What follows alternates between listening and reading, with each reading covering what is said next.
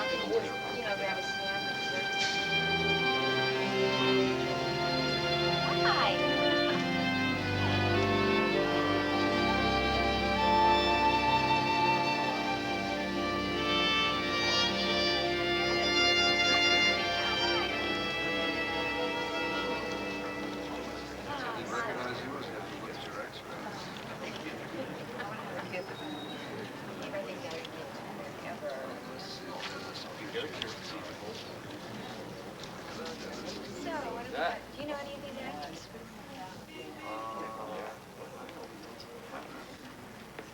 Because wasn't she in that mystery we saw? The dress was too hard. Oh, don't be nervous, okay? It's gonna be great. Forget the notes. Go have fun.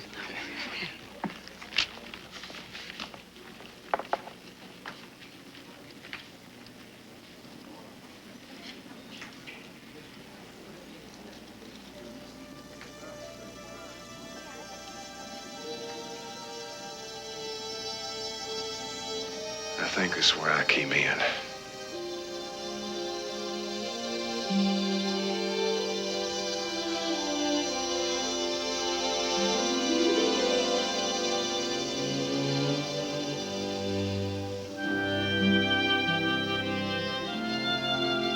I am about to make up for lost time. And all the I love yous you didn't get from me.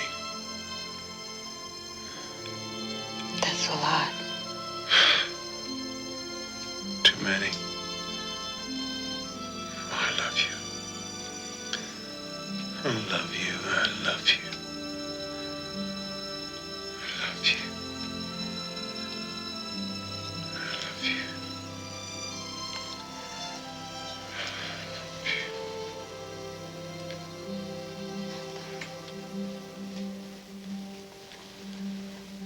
I love you.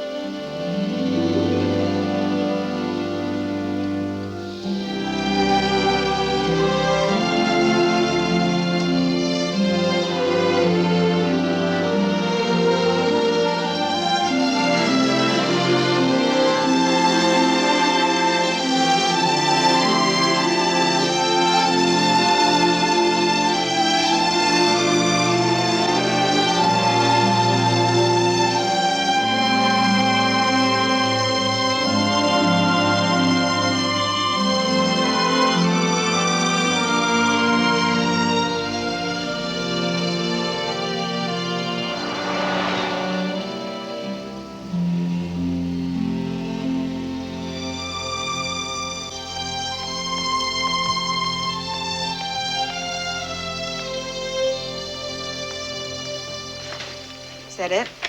Yep. Remember, it's not finished.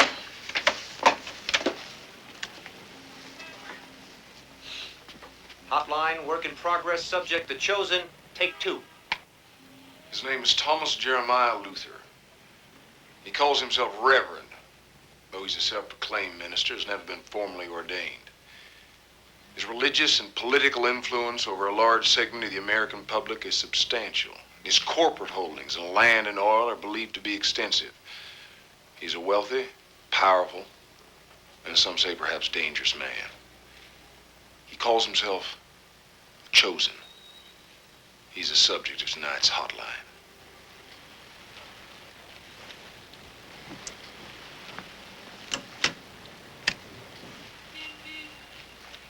What will you do if you can't get him on? Gonna have one half a terrific show, which is one half of nothing. How will you even get to him? As TJ himself would say, I'll think of something. How many of your phone calls hasn't he returned? I don't know, 10 or 12. He has resisted the considerable temptations of 60 Minutes, Dick Cavett, Bill Buckley, Barbara Walters, Merv Griffin, and, if memory serves, Dinah Shore. Johnny didn't even try. Well, you've forgotten my edge. Which is? Which is that these good people, most especially Johnny, didn't trade bottle caps with T.J. Luther at the age of 7. They didn't carry T.J. Luther home after he had been beaned by a wild pitch at the age of 12. They didn't make out in the front seat of a car at the age of 15 while T.J. Luther was doing his best in the back. And they damn sure didn't have the pleasure of Thomas Jeremiah Luther's company on his first trip to a Dallas house of ill repute. His memory's as good as yours. I'll refresh it. Good evening. I'm Kleber Cantrell. Now, my first guest tonight is Dr. Ben Armstrong, Executive Director of National Religious Broadcasters. Now, Dr. Armstrong, would you please complete this sentence for me? Thomas Jeremiah Luther is a fraud who has invented his own religion, which has nothing to do with the gospel of Jesus Christ. My organization, which includes such men as Dr. Billy Graham, disapproves of his financial, theological, and moral irresponsibility. I call the Chosen a complete fake. Are you sure you'll be back by Thursday night? Why? What's Thursday? Very funny. Of course we'll be back. Isn't the contract the opening night curtain can't go up till a playwright's husband's present in the theater? Mommy, Daddy, I'm home. Up here, Jenny! I called your mom, and I told her you were coming down. Oh, thanks, darling. I'd forgotten to do that. I know. Hi. Hey! Hello, sweetness. Hey, how you doing, beauty? Fine. Where are you going this time, Daddy? Well, I'm going to Fort Worth, Texas. What for? There's a fella there I want to talk to. Who? And his name is Thomas Jeremiah Luther. That's some name. Well, he is some fella.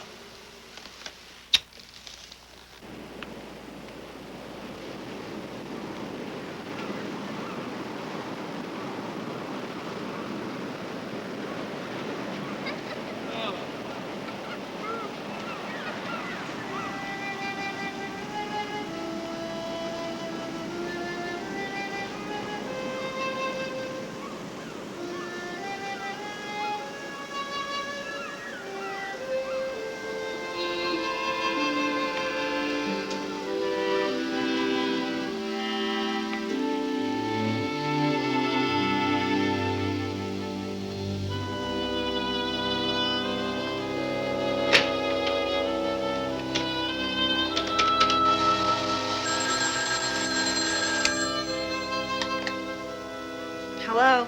Susan, it's me, Mac. Hi, how you doing? I'm okay. You? No complaints. What's up? Susan, there's something I've been thinking about doing for a long time. I finally made up my mind. Oh?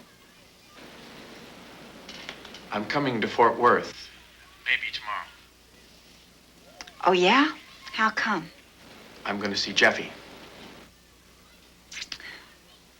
Oh, Mac.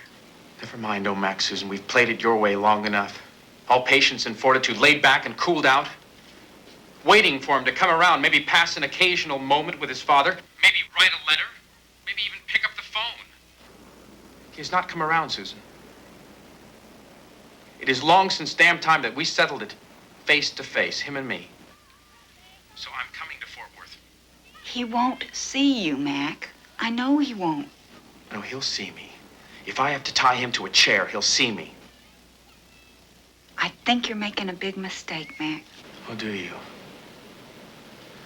Well, talking about mistakes, if it hadn't been for the first 3 years that you wouldn't let me see him, the last 4 would never have happened now. I am sorry. I am sorry, Mac. That's for about the 117th time. I'm sorry, I shouldn't have said that. It's just that I wish that you wouldn't force the issue with him right now. I really wish that you wouldn't. It's you I'm thinking of. You're gonna get hurt more. I have a son, Susan. I want a son.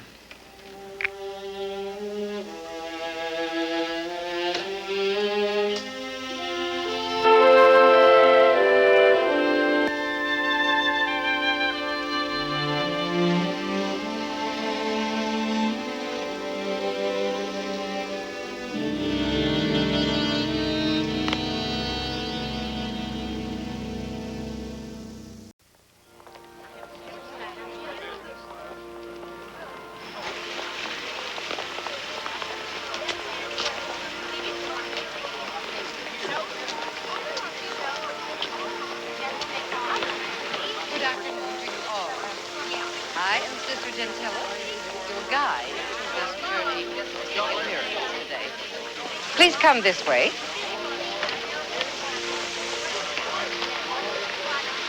The City of Miracles is the will of God and represents the power of God. Our Father in heaven commanded the chosen to build this city, this place of worship and homage, open to all, regardless of his or her formal religious affiliation. It will be many years before God's plan is fully realized.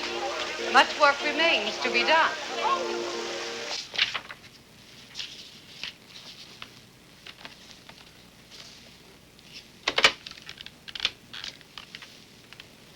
Get me Senator Wainwright, please.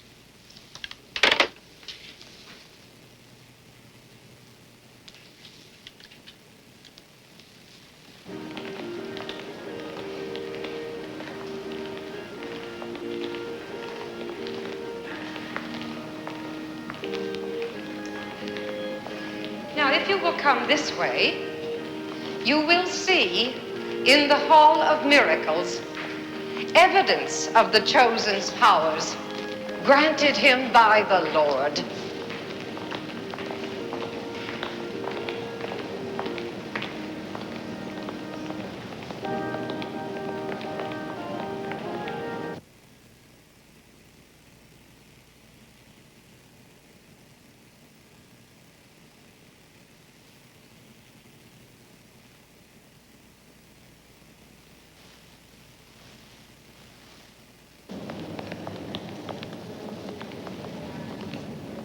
I come to the garden alone, while the dew is still on the roses, and the voice I hear falling on my ear, the Son of God discloses.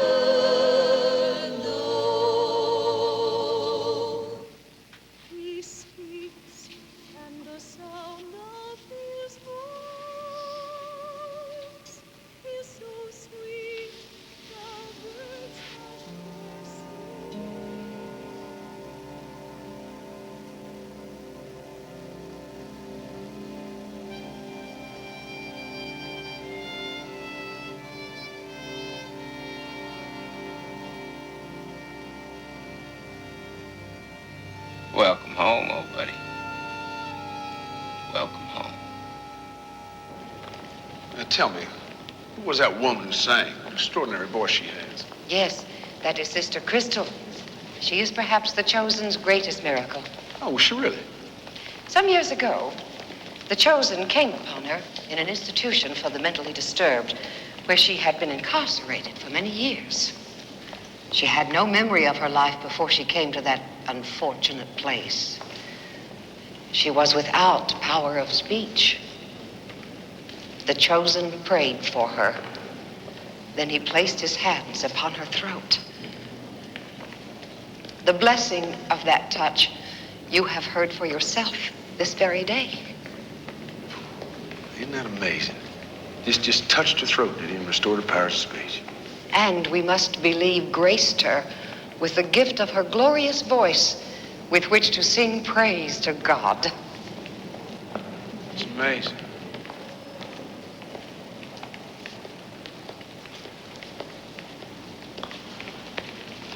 Sir, would you be good enough to accompany us, please? Where to? The Chosen would like to see you.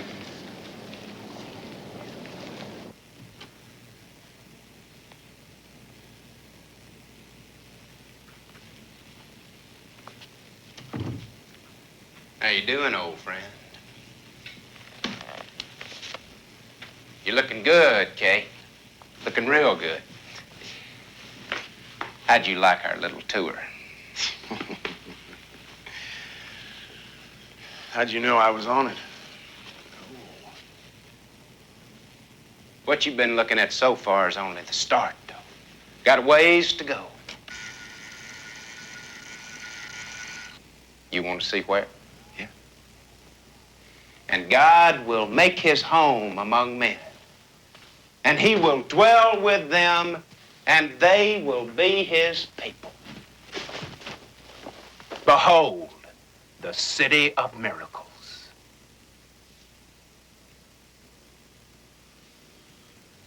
That's a good long way from that first Dallas cat house you took us to, TJ. I don't deny my past, old friend. My soul was stained black with sin, but every shame has been rinsed clean by God's own grace. Can you say the same? Maybe you could arrange for rinsing before I leave. You hide your wonderment behind mockery.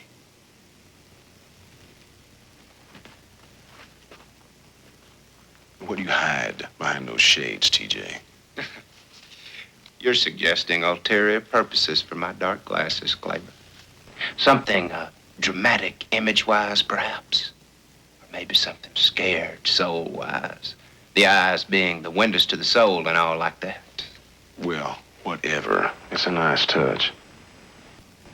What it is a considered touch, Kleber.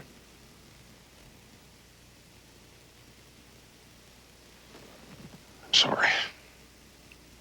Didn't realize. If thine eye offend thee, pluck it out. If it offend them, cover it up. Listen, why don't we get down to business? Well, now, what business might that be? I would like for you to appear on the hotline.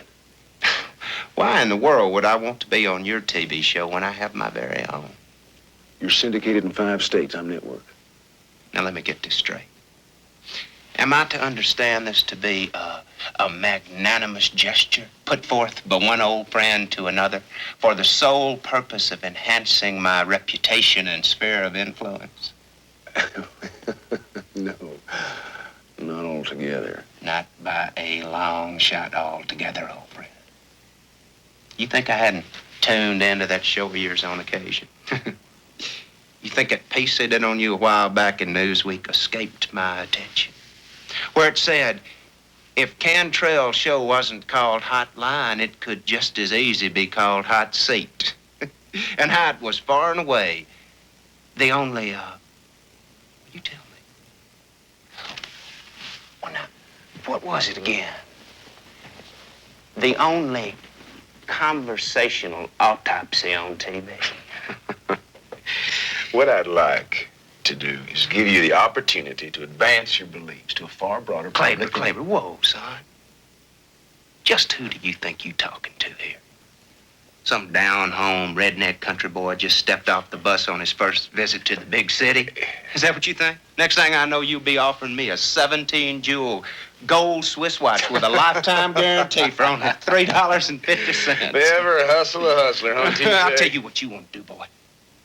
What you want to do is what all you boys with the typewriters and the tape recorders and the cameras been wanting to do the past 5 or 6 years.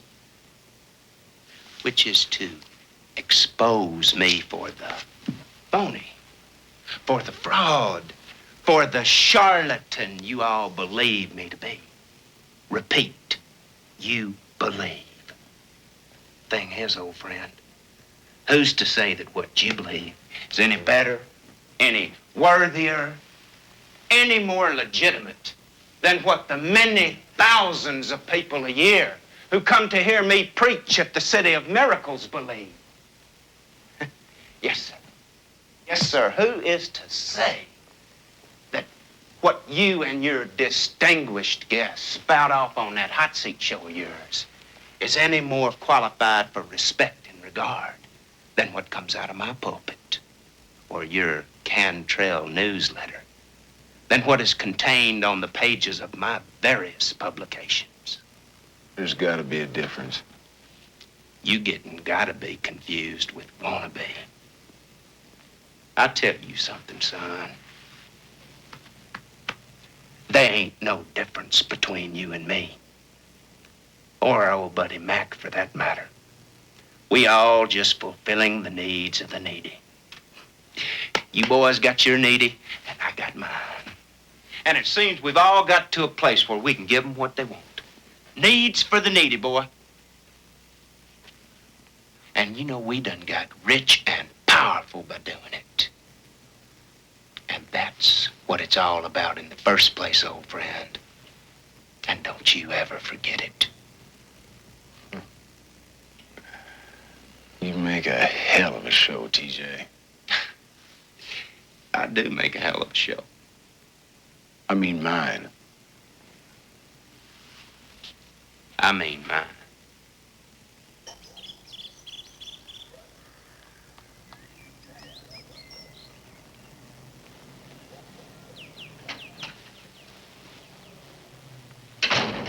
Jeffy?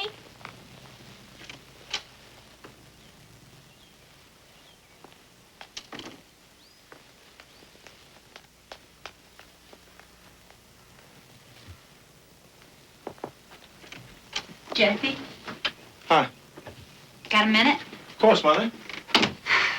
I talked to your father last night. He's coming to see you. He'll be here sometime today. Why didn't you tell me last night, Mother? Because I thought, to hell with it. Let him come down here and surprise you, and the two of you work this thing out. I won't see him, Mother. And he won't be able to find me unless someone tells him where I am. Jeffy. Promise me you won't, Mother. Please, Jeffy. At least talk to him, please. It's my right to make my own choice. Promise me. Okay, I promise. I think it stinks, but I promise.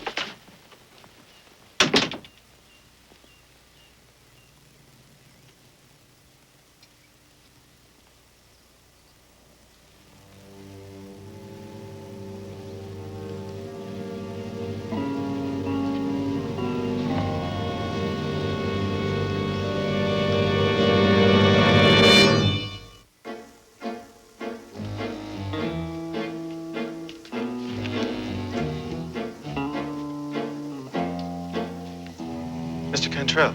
Yeah. I'm here to escort you to the Miracle Tabernacle. I'm Brother Paul. Curtain going up? Sir? Never mind. Lead on, Brother Paul.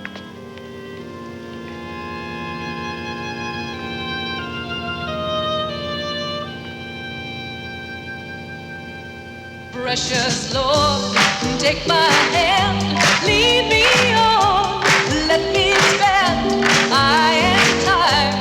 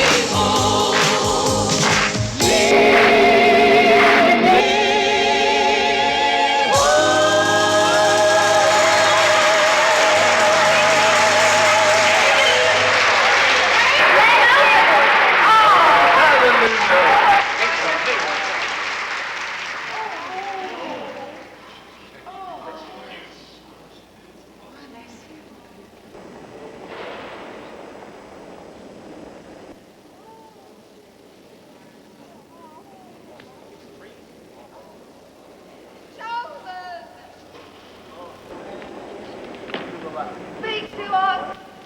Welcome. How are you this evening?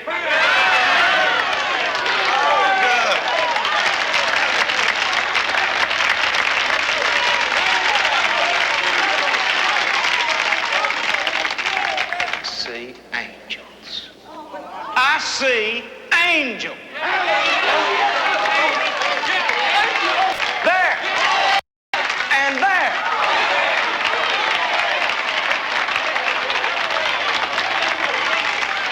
And right down here.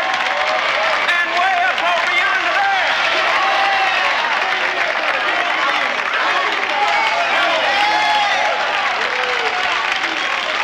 Woo!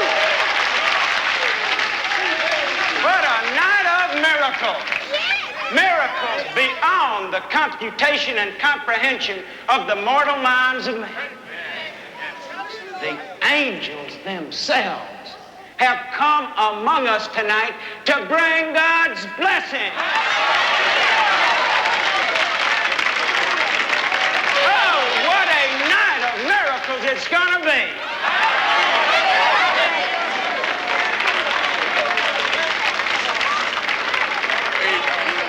Yes, indeed. Devils. Devils and demons. They too are with us. They are ever with us. Satan will ever challenge our Heavenly Father. Show yourselves, you demons. Show yourselves. Where are the diabetes demons? Everybody with diabetes, stand up. Come on now, stand up. Yeah. High blood pressure demon. Where are you? Show yourselves to us. Cancer demon. Hideous, evil monster. Arthritis demon. Nicotine. Alcohol. Narcotics.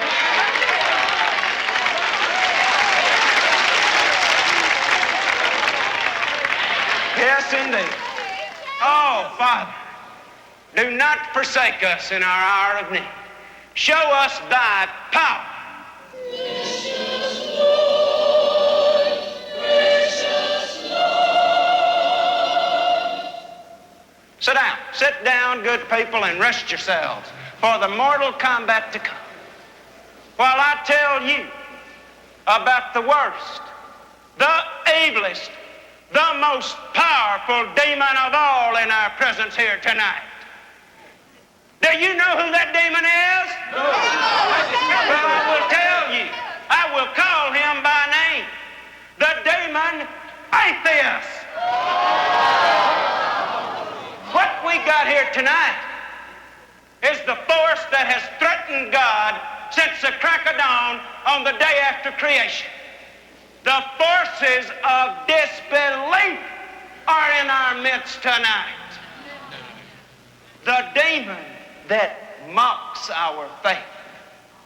Well, I ask you, will we stand strong against that demon?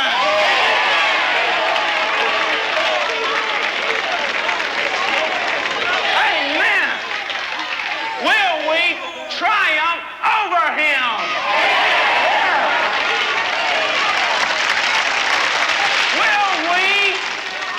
Exile him into the darkness from whence he came.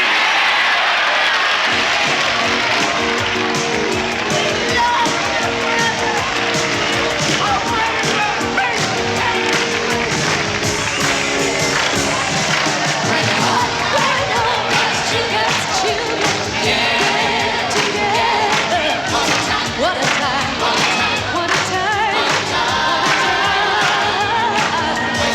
When all God's children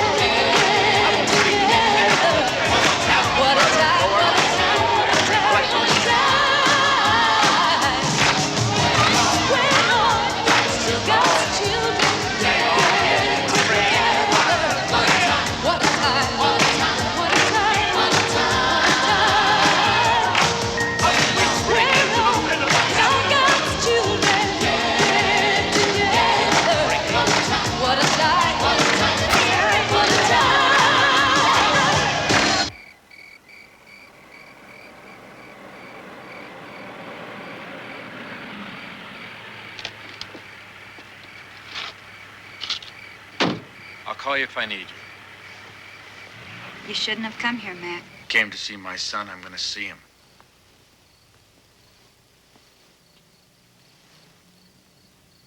You're still a great-looking lady. You know it? Mac, please, go away. And tell me where he is. I can't. I told you. I can't. You won't? He doesn't want to see you. You mean you don't want him to see me? That is not true. It's all over long ago. I was wrong. It was a mistake to keep you from him all those years. But it is over. He does live here, doesn't he? Of course. Well, he's got to come home sooner or later, right? Mac, please. I'll wait.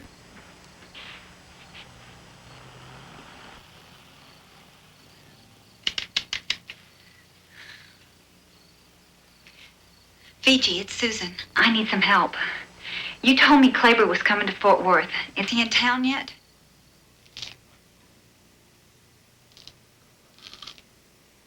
How much you rake in on a night like tonight, TJ? There's no generosity like those whose deepest needs have been met.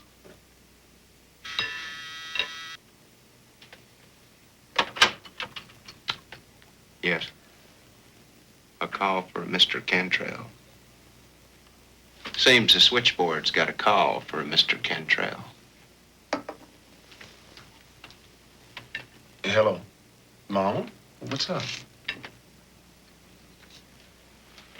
What? Mac's here? I mean, Fort Worth? When did Susan call? You sure? Well, I'll see what I can do. Yeah, I can. Well, will you call her back? All right. It was that first 3 years that you wouldn't let me see him. That's what did it. What can I do about it? Take you to court? Wouldn't that have been wonderful for him? Oh, no, baby, you had me right where you wanted me. And you knew it. You knew it, didn't you? I'm sorry, Mac. I've said that 1,000 times. It was too late by the time you got sorry. How many shrinks has he been through since you got sorry? How many juvenile detention centers, special schools, detox programs? That's all over. I told you he's different. Not different enough to want to see his father. Maybe it's because he remembers the last time he saw his father. Maybe he remembers what his father was doing the last time he... God. I'm sorry. Oh. I'm sorry. Baby, I'm so sorry. TJ, I appreciate your concern. From the sound of it, Mac is not going to be in a mood for an old boy reunion. Ain't that my specialty? Getting people in the mood for what's best for them. Besides, when's another chance like this gonna come along? The three princes together again. Forgotten all about that. Yeah? I ain't. What was that address again, Kate? 190 Lounsbury Road. 190 Lounsbury Road. Don't worry. Just stay in the car, eyes front. Everything will be fine, son.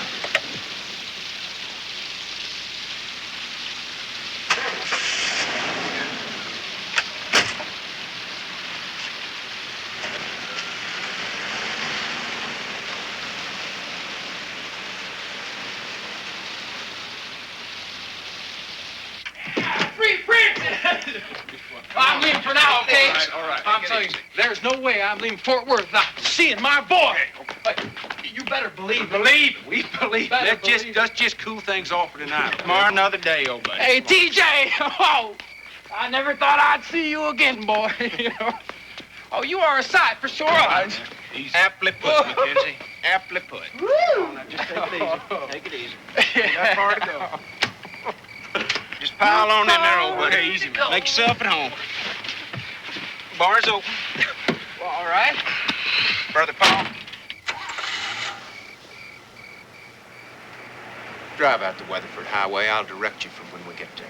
TJ, we're not going for driving the country, so just drop us at the hotel, will you? Indulge me in an old time's sake surprise, why don't you?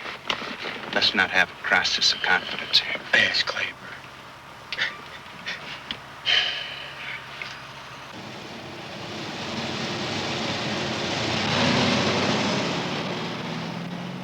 That's a funny thing. I was just telling Kleber about that very thing this very afternoon.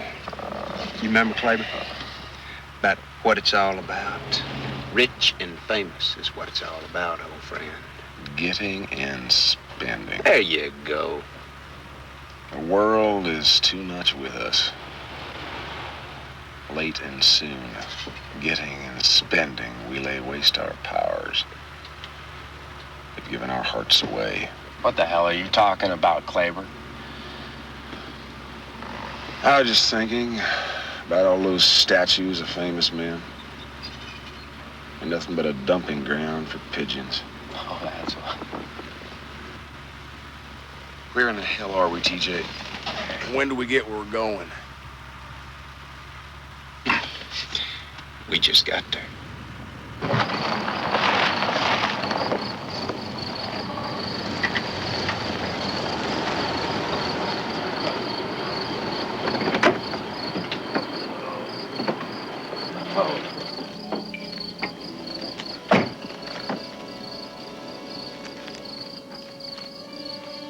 This is what I think it is. Sure it is. What the hell's going on, TJ? Trust me. Trust the chosen in his purpose.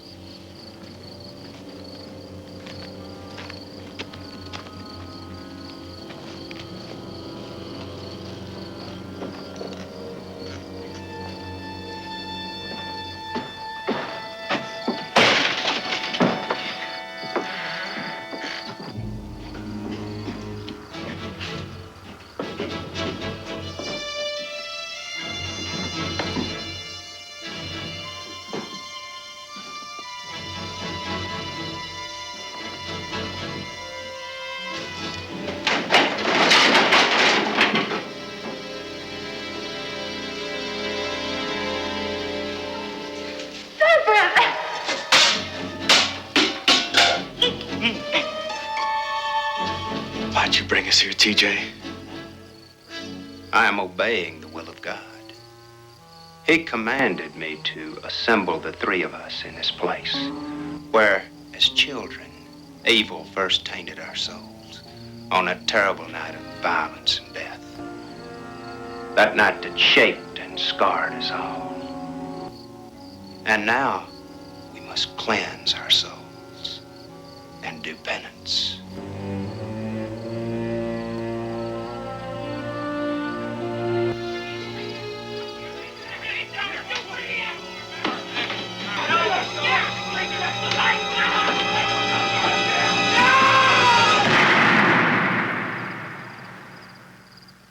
That suspect's last name was Talley?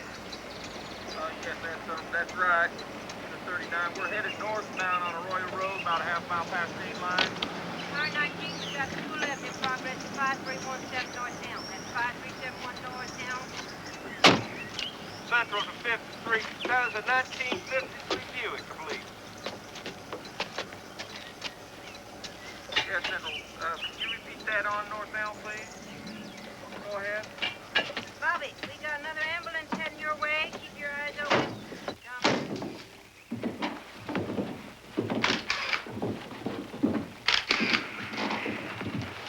Hiya, Cal.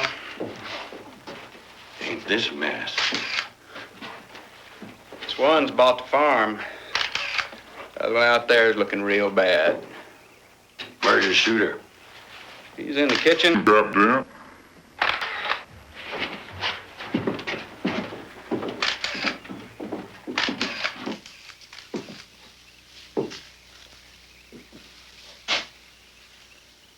Ain't this a mess? God's children, get together. What a time, what a time, what a time. When all God's children get together. What a time, what a time, what a time. You talk? What'd you say? Does that mean you're undoing the bandages? But Can you hold off till I get there, Doc? I want to be there for that. 20 minutes.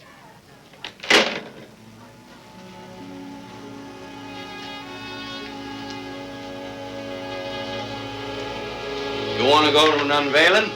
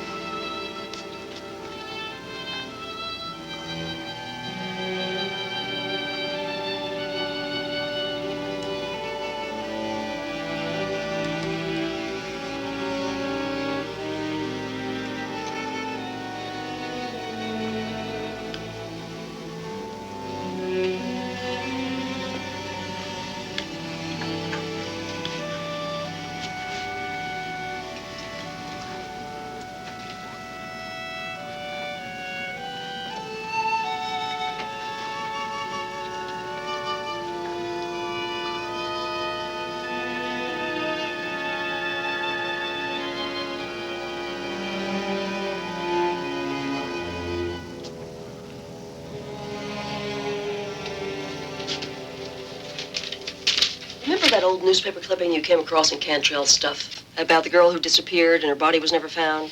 And Cantrell wrote that note on it about whether to tell Crawford and Luther about him. We couldn't figure out why. Yeah, I remember this. What about it? This is a short story that Cantrell evidently wrote in 1954 called The Three Princes. As art, it stinks. But its plot, I am here to tell you, is absolutely riveting. Yeah? What's the plot? Well, you have to read it, but in brief, it's about 3 high school boys in an old cabin in the woods who rape a young girl. She dies. They dump her body in the woods. The narrator goes through newspapers for weeks after, but there's never anything about the body being found. As far as he can tell, it was never found. He feels real guilty, tries not to think about it. The end.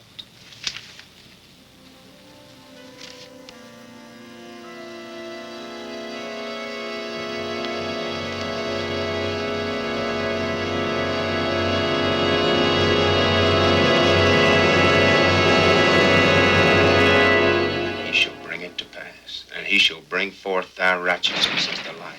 And thy How you do, Reverend? I'm Otto Leo. Sorry I couldn't get here sooner. Got here as soon as I could after we got the call from your people. Much obliged, Mr. Leo. Much obliged. Let us pray, sir. Amen.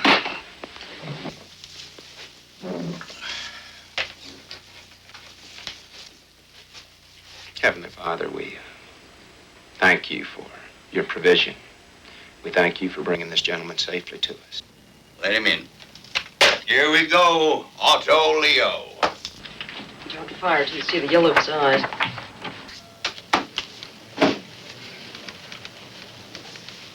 Calvin, dear boy, how are you? As well as you look, I sincerely hope. Better. Otto, I don't believe you've met Assistant D.A. Martha Dalton. Martha, this is the Right Dishonorable Otto Leo, attorney at questionable law. Who needs no introduction? I enjoy the luxury of reputation which precedes me. Charmed to make your acquaintance, my dear. What are assistant district attorneys coming to these days? Hopefully district attorney. You appear to be living in uncomfortably close proximity to the hot breath of raised consciousness, dear boy. No offense, my dear. All hail women's lib, to be sure, within reason. What can I do for you, Otto? For me? Nothing. For my client, you can cease and desist in your somewhat desperate attempt to fabricate murder out of an accidental death. Murder, Otto. Calvin, dear boy, for you to imply, much less allege, that a celebrated public figure of my client's reputation, personal achievement, could be capable of the premeditated death of a lifelong friend, a man of comparable reputation and achievement, and indeed celebrity, if you will, suggests a motive on your part perhaps more concerned with politics than jurisprudence. To be sure, a coroner's inquest lasting the duration of a balmy summer's day and returning a judgment of accidental death would serve considerably less purpose than a 3-month murder trial attracting worldwide attention to a prosecutor who's got one eye on the jury box and the other on the governor's bench. I'll see you at the bail hearing, Calvin.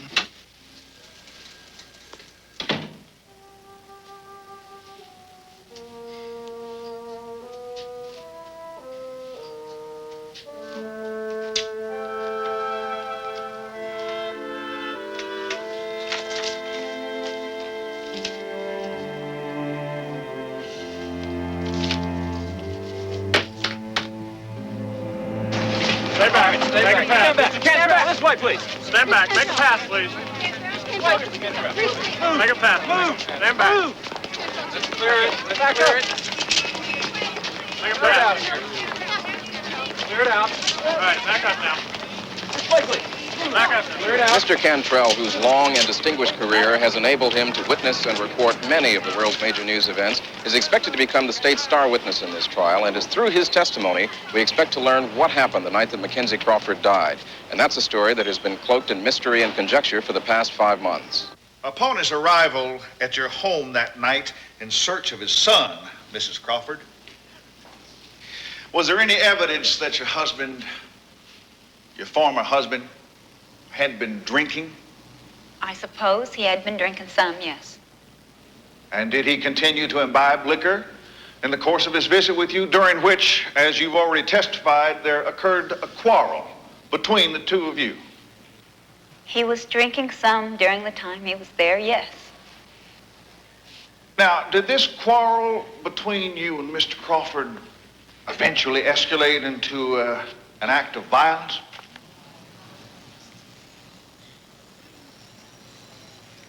He hit me once. Hit you once? Only once. I provoked him. I said something to him I never should have. You said something to him. Would you tell the court just what kind of remark it was that was so provocative to cause this brutal and unconscionable assault by a man of Mackenzie Crawford's physical stature and strength on a defenseless woman, the mother of his child? I don't want to say. I don't think the precise details of a domestic dispute are altogether relevant, Mr. Leo. I'd say you made your point. Why don't we move along? Mrs. Crawford, in your earlier testimony, you stated that it was in the midst of this violent quarrel with your former husband that Mr. Luther and Mr. Cantrell arrived at the house in search of Mackenzie Crawford. Yes. Now, in your opinion, would it be fair to say that when Mackenzie Crawford departed that house, he was already in a condition of drunken, violent rage, which culminated in his death later that night? No. His anger at me had nothing to do with it. I don't have any further questions of the witness, Your Honor. He was angry at me. Witness is excused. Court's adjourned. We'll resume 10 a.m. Monday morning. Where did the three of you go upon leaving Mr. Crawford's home? We drove out to the cabin, out near Eagle Mountain. And that was approximately 10 p.m. on the night of May 9th last? Approximately. Mr. Cantrell, were you present in that cabin at the time of Mack Crawford's death? Yes. And you were yourself seriously injured by fragments from the very same bullet that took the life of Mackenzie Crawford? Yes. Now, Mr. Cantrell, what I'd like for you to do at this time is to tell this court, tell the world, to the best of your recollection,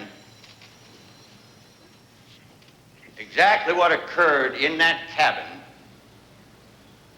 from the time the three of you entered it until the instant that a bullet fired from this terrible weapon snuffed out the life of your lifelong friend, Mackenzie Crawford, Jr.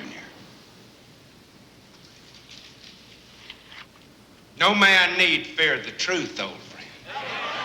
Mr. Luther, may I remind you, you're in a court of law, not your pulpit. Your Honor, I'd like to apologize for this outburst from my client. This is a highly charged moment for all of us, not the least of all, Mr. Luther. Please go on, Mr. Cantrell.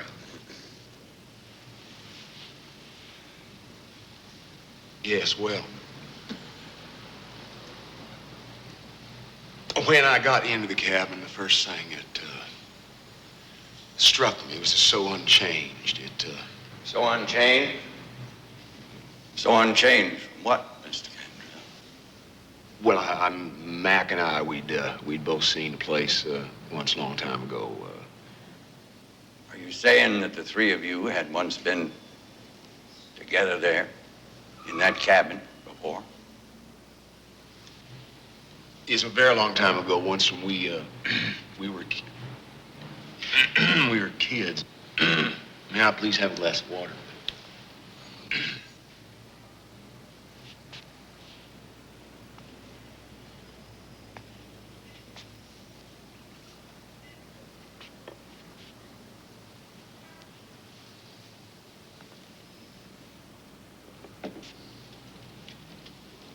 Anyway, at first we were just playing catch up, more or less. The three of us had not been together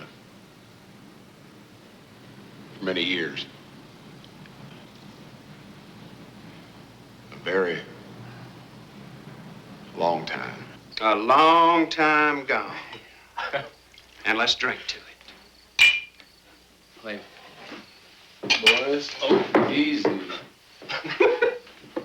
Though I have no doubts that there were times among those times when each of us could not honorably raise the glass to in fond remembrance of. Hey, TJ, what's with those shades, anyhow? Should I show him, Kleber? Show me what? Show me.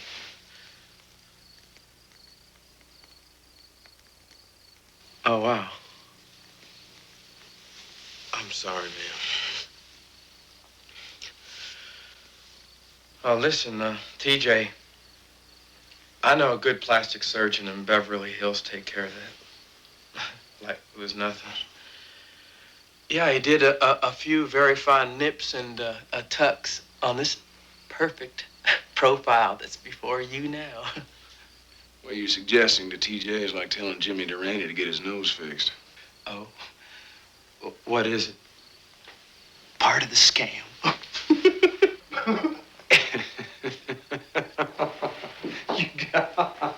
You got to see it to believe it. It is difficult to believe. Oh, yeah, it is. I know. I fought it a long time before I surrendered to it. To what? The power. Yours, TJ? I'm disappointed in you, Kleber, especially after what you've seen tonight. I am only the instrument. The power is the Lord's. TJ, you are putting us on. And I sure hope for your sake you are.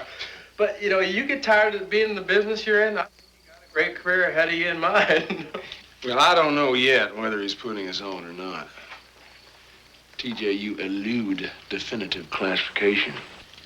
Like 1 minute you're blowing on about your own wealth and influence, and the next you're spelling power with a capital P and attributing it to some higher being who's seen fit to make you his own personal mouthpiece. Seems to me you got a leg on both sides of the fence, old buddy. I detect glimmers of a split personality over here. TJ, when you get finished with the plastic surgeon, I also can recommend a very good shrink for you to talk to. I talk to him twice a week for 3 years. I don't think he liked me either. I can only think of 2 or 3 other people in my whole life who didn't like me. I don't know what their problem was. Hey, how about another drink? Huh? Let's call this one for the road. I call every drink after the second one for the road. What do you say, Kleber? Whatever it takes to get you through the night, right? This is mine for the road. And I'm hitting it. And since I always go home with who brung me, TJ, could I trouble you for a lift? It would be no trouble at all, my friend.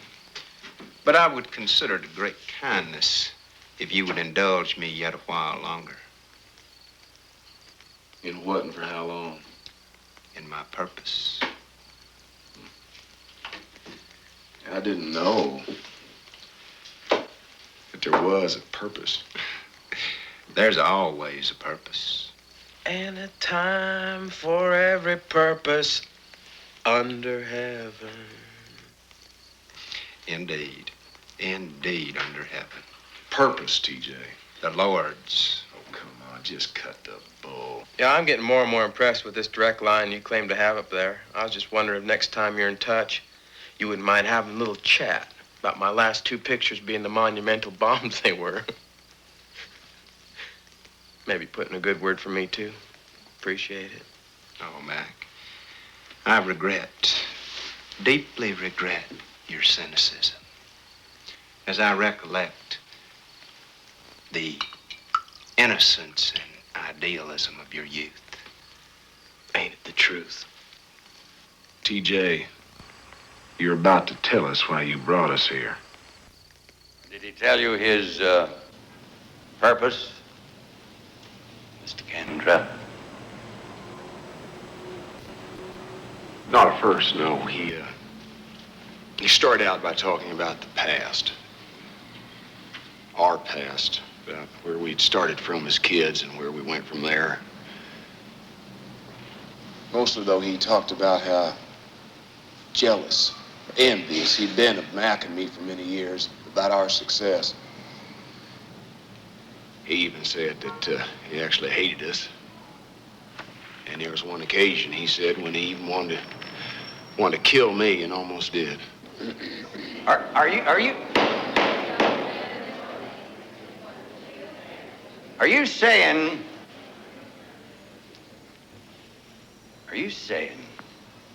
the defendant admitted an impulse to kill on his part? An urge to take a human life? Yes, it was the time of the Kennedy assassination. I was President Kennedy, and I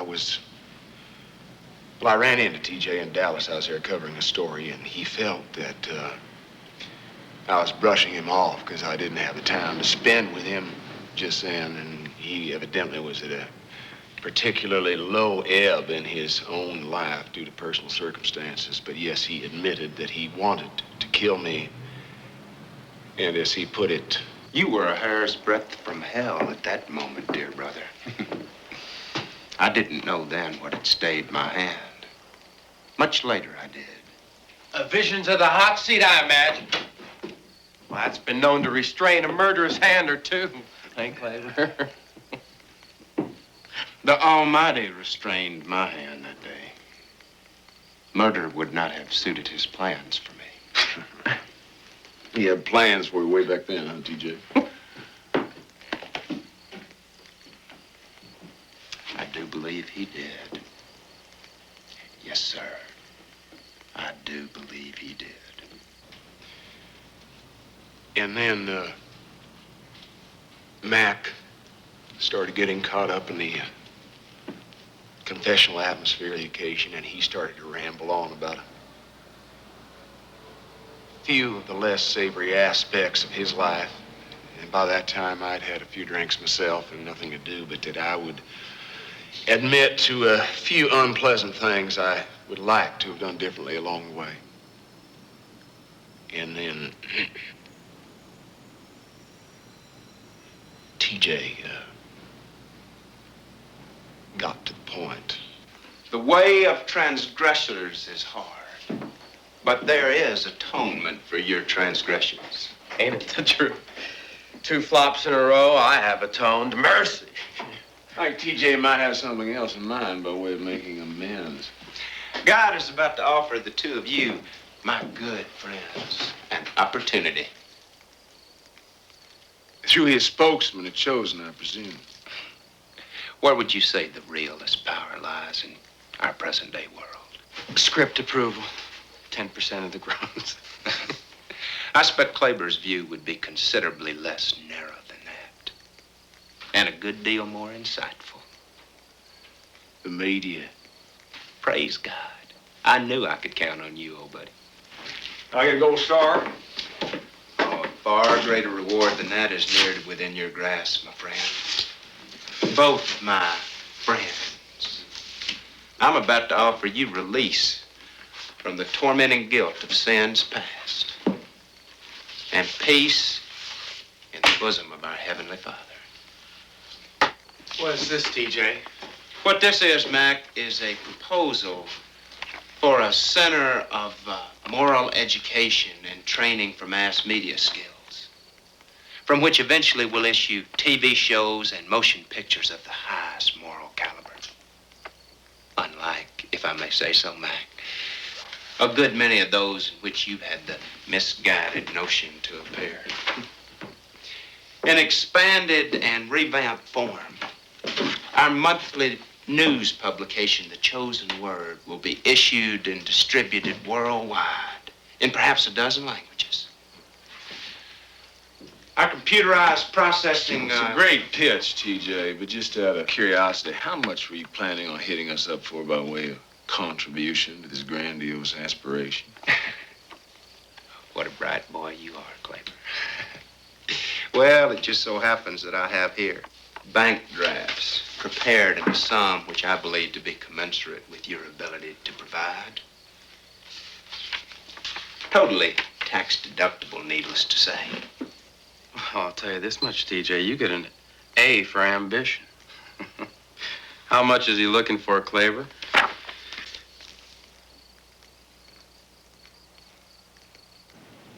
And in what amounts were those checks made out for, Mr. Cantrell? He wanted $500,000 from each of us.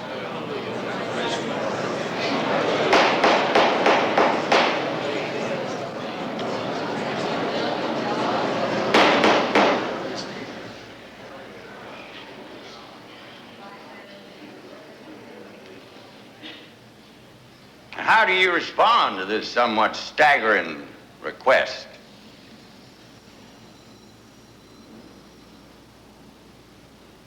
Well, I never did. I never had a chance to. Why was that? Because it was at that moment that Mac saw the photograph in the brochure, and everything went haywire.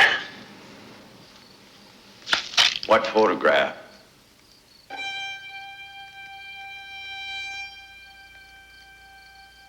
What is this? What's the matter? What the hell is my son doing in this place? The work of the Lord. We're so proud of him. That's Jeffy. That's my son. That's What the Jeff! hell is going on? You got my son involved in this pile of garbage? My son!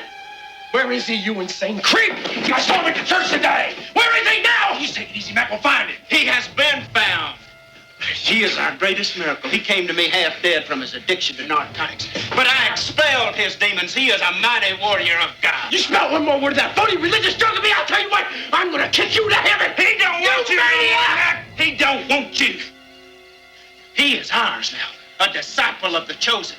His soul is God's, but his heart is mine.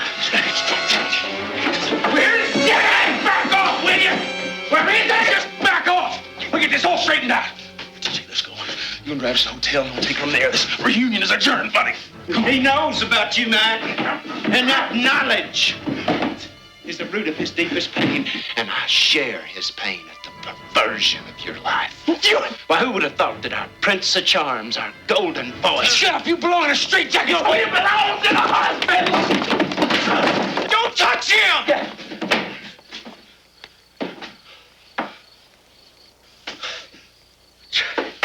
Brother Powell, you're not supposed to come in here. You must leave now. Everything is all right.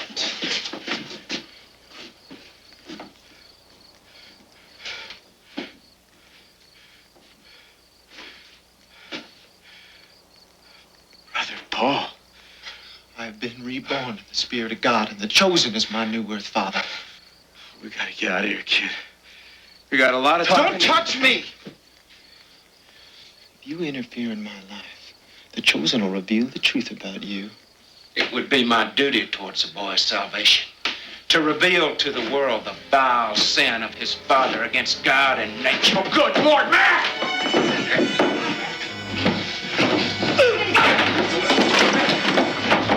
You rotten bastard! Get out! Away from me! Back away from me! Get away from me! You disgusting pervert! You filthy queer! No!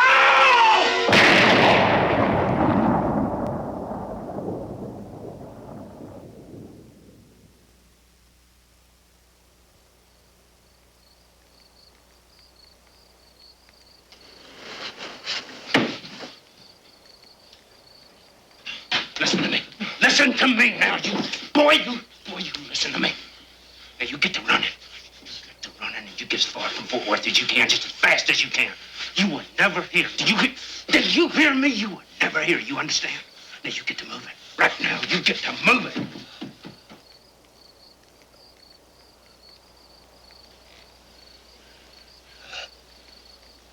Was there a struggle for the gun, Mr. Cantrell? No.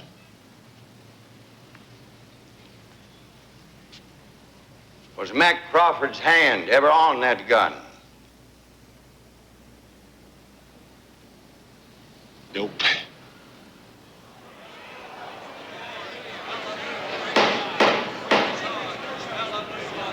Your witness, Mr. Leo.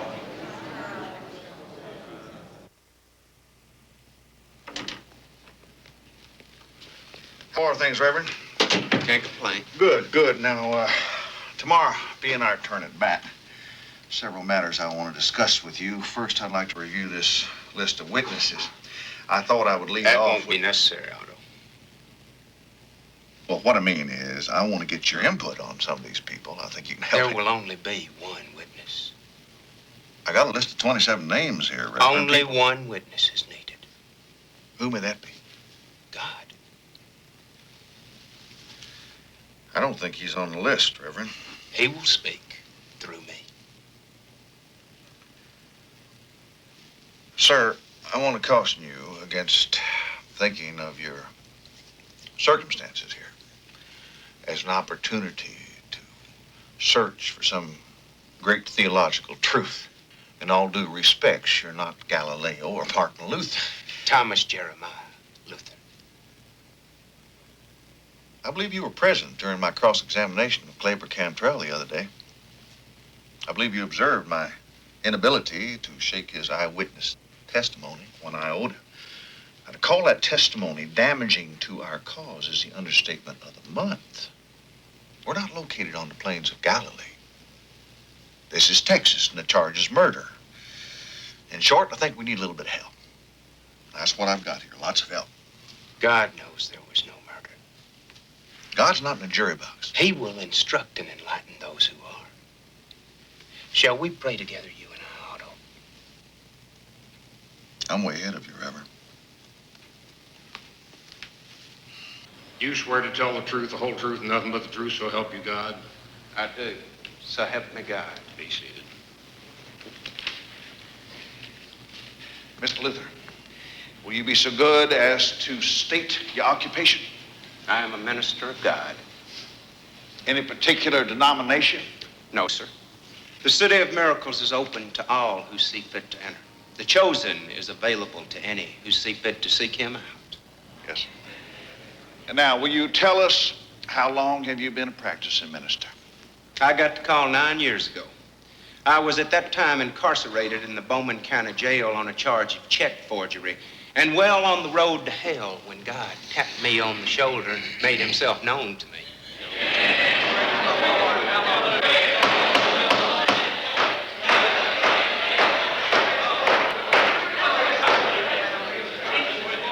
Sir, this court in the cause of justice, if I may say so, will be better served if you confine your answers to a simple yes or no.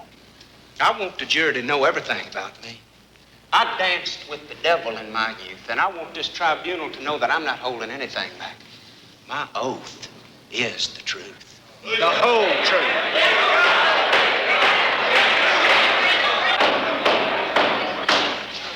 You may proceed, Mr. Leo.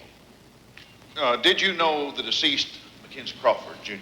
I did, sir. And do you know Kleber Cantrell? Certainly. We grew up together, the three of us. We were close as blood brothers, maybe even closer. Now, did you have occasion on the night of May the 9th last to reunite, as it were, with Mackenzie Crawford and Kleber Cantrell? I did. Now, on whose suggestion did you drive out to that cabin? It was my idea, but mutually agreed to by all. It was my desire to reclaim the history of 25 years gone by. I was so proud of my old friends, those boys.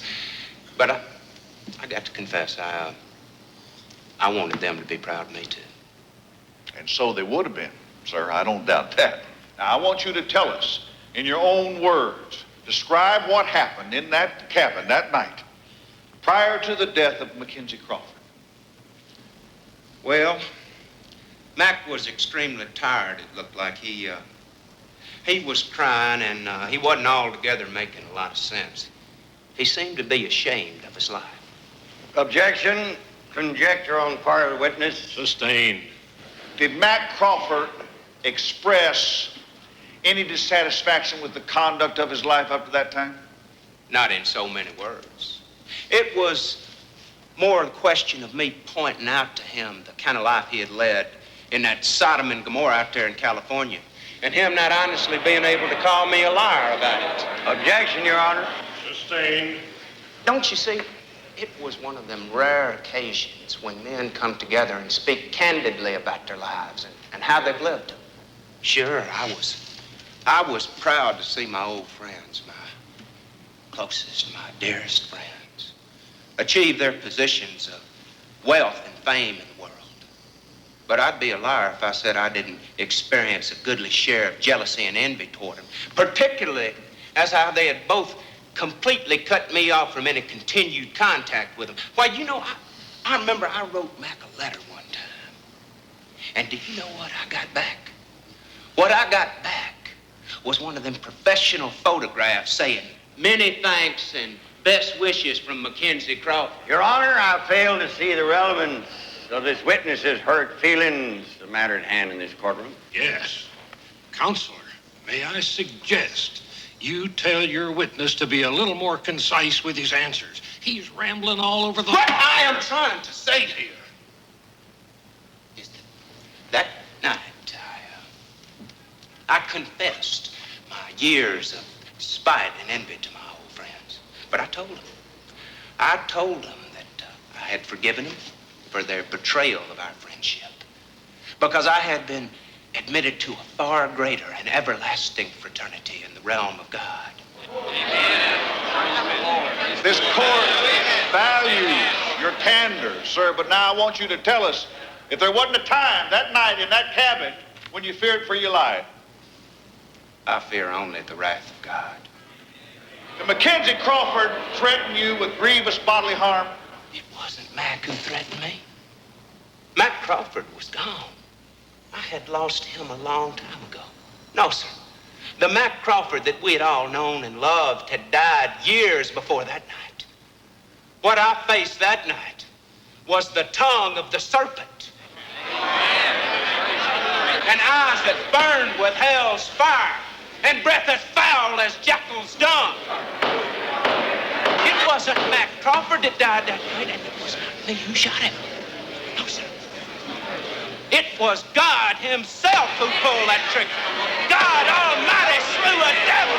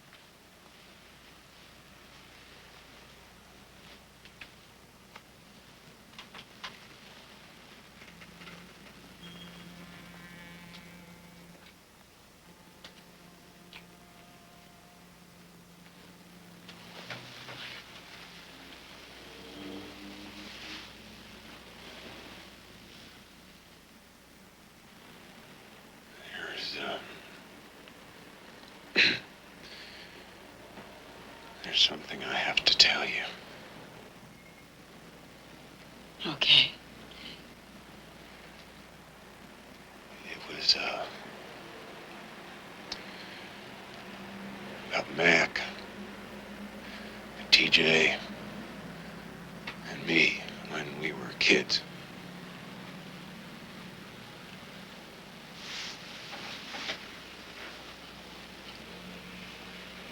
Is this gonna be bad, love? Yeah. Okay. It's full circle. If it hadn't been for TJ and something he did long ago, there'd be nothing to tell. And now if it wasn't for TJ and something that he did 25 years later, I'd never tell it.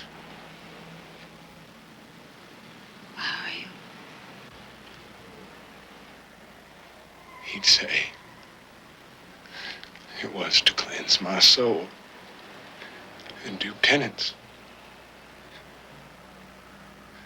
I have to give that crazy his due.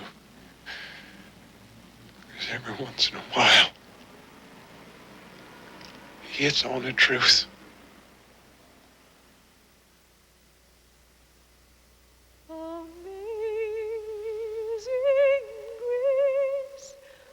How sweet the sound that saved a wretch like me. I once was lost, but now I'm found. Was blind, but now I see.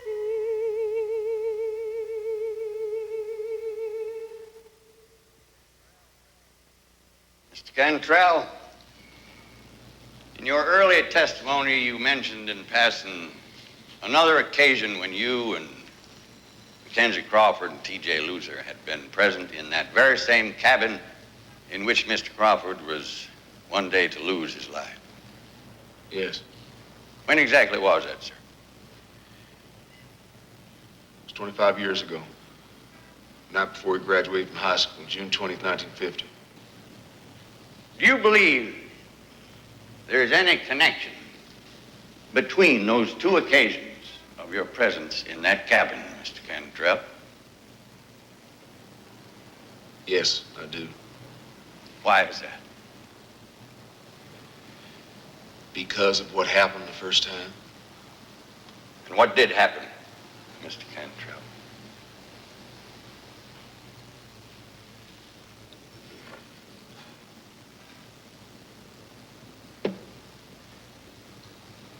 A young girl was raped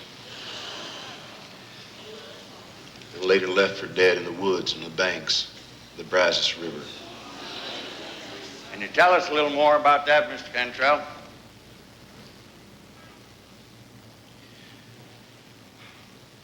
We'd had a picnic planned. It had been raining very hard that spring, and the picnic was canceled because it was raining very, very hard that night. So we decided, the three of us, to go out the cabin. It belonged to TJ's uncle then. We did some drinking. Well, we did a lot of drinking. And we talked the way kids do about what we're going to do in our lives, what we want to make of our futures. Success. Success is what we mostly talked about. We never stopped talking about it, I guess.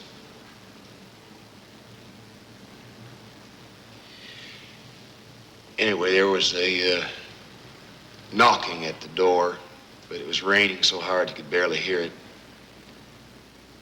And Mac went to the door There was a young girl there, maybe 15 or 16. She got lost in the woods. So we brought her in out of the rain. We dried her off, wrapped her in a blanket, warmed her up in front of the fire. She'd taken her dress off to dry in front of the fire. And then TJ, he got her to drinking a little, and it wasn't too long before it became obvious just exactly what he had in mind. And what did he have in mind, Mr. Cantrell? Objection. Calls for speculation. Sustained. Just tell us what happened, Mr. Cantrell.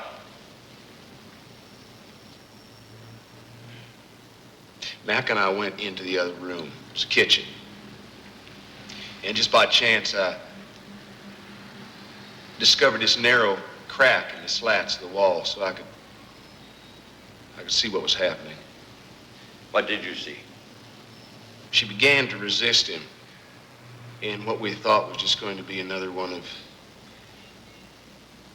TJ's seduction was obviously turning into forcible rape. I could see that and I could hear it. I object.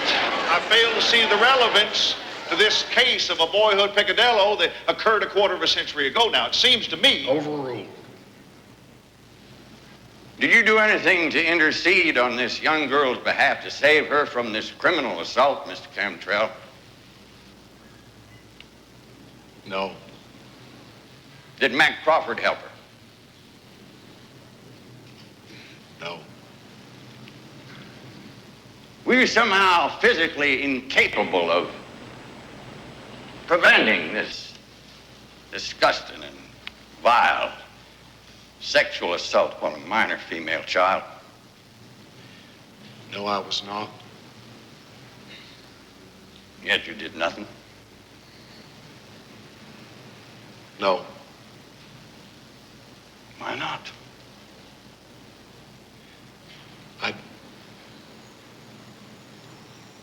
I don't know. I've never known.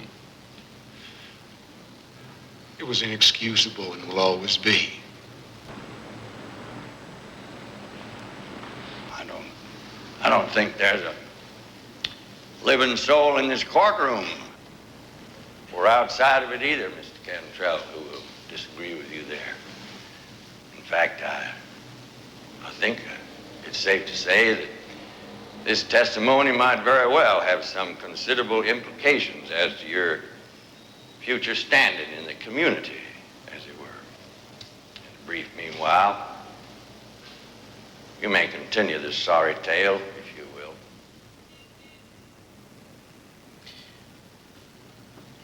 Mack and I came out of the kitchen. And the girl was absolutely motionless. But her eyes were wide open. She appeared to me to be dead. And I checked. There was no pulse and there was no discernible heartbeat. Did you call a doctor? Did you call an ambulance? Did you rush her to the nearest hospital? We disposed of the body.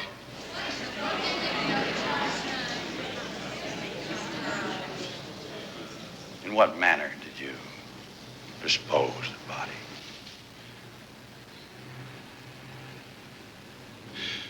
We put her in the car and drove a far distance from the cabin. And then we carried her through the woods and left her on the bank of that river.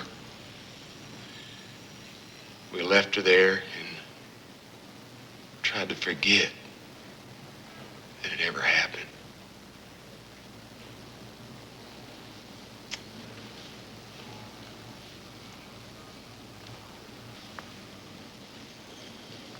Just for the record, Mr. Cantrell, and perhaps for the very sad benefit of her family,